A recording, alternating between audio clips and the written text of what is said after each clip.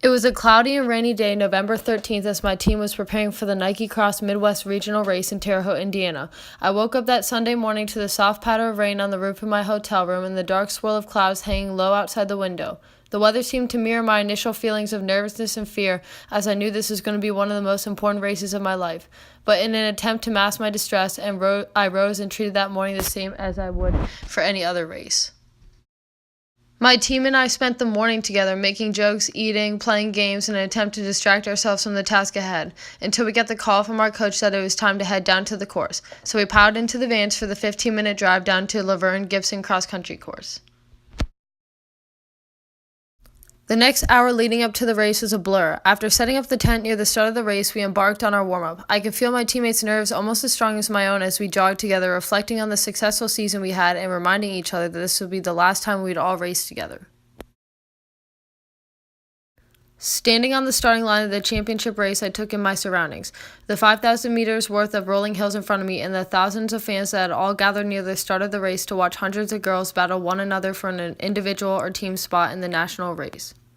I took several deep breaths, hoping that the tightness I felt in my legs during the warm-up wouldn't translate to the race, wishing that the nerves would subside with the clouds and the rain, and desiring to be in the top 5 of this race. The minutes until the race quickly passed as we did our strides, cheered, and talked over our strategies with the coach. 6 months of training and 10 races later, now all that remained was a couple of minutes until the start of the Midwest Regional. Thinking back through all the challenges that season, the 100-degree workouts, the hill repeats, the muddy races, and losing my shoe during states gave me the confidence that I was going to do my best to overcome whatever challenge was thrown my way. The moment of silence before the gun went off felt like 1,000 years. I leaned forward anxiously, heart pounding, watching the man slowly raise his arms in the air. The sound of the gun rang through my body as I surged forward, runners collapsing in towards me in an attempt to secure the best position, and the loud boom of fireworks behind me. My nerves and anxiety dissipated and were replaced by an intense desire to succeed. I positioned myself at the front of the pack, 1,000 meters in as we drank in the downhill, dreading the long, everlasting uphill at the 2-mile. As we drew near the mile, I was still feeling fresh. I reminded myself to relax, loosen my shoulders, deepen my breathing, and tuck in on the inside. We passed the mile in 5:32, and I was ecstatic, not only just hoping to qualify, but also for a good time.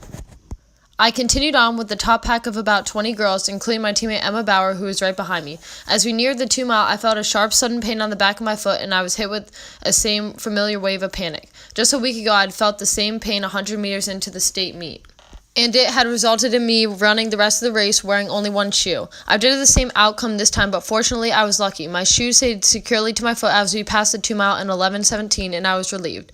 1 mile to go, and the fatigue had started to set in. As I dragged my body up the steady uphill, I watched the girls I was in a pack with begin to pull away. Through my weary mind, I counted 5 girls ahead, which made me 6. With only half a mile to go, something registered within me that if I let them pull away, I'd miss qualifying for Nike Cross Nationals by just 1 place. So I dug deep and found the strength within myself to chase after them.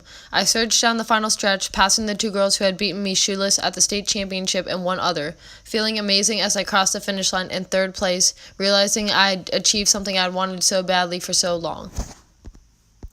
Parents and coaches ran up to me, congratulating me as my teammates began to finish. We all cooled down together, content with our efforts and thankful for one last race together.